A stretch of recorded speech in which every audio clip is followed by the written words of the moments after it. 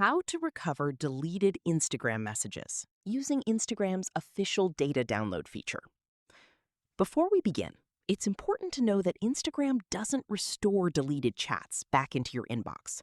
However, if your message history is included in your account data, you can download it and view your old conversations.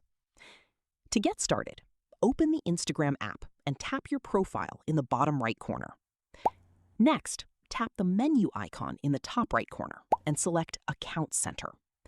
Then, tap Your Information and Permissions, followed by Download Your Information or Export Your Information, depending on your app version. Choose Download or Export to Device, then select Customize Information. Deselect everything except messages if you only want your chat history.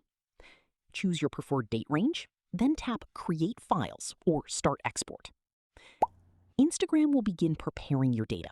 Depending on the size of your account, this may take anywhere from a few minutes to several hours.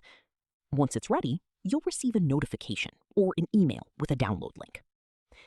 Download the file, open it in your Files app, extract the zip folder, and navigate to the Messages folder to view your exported conversations.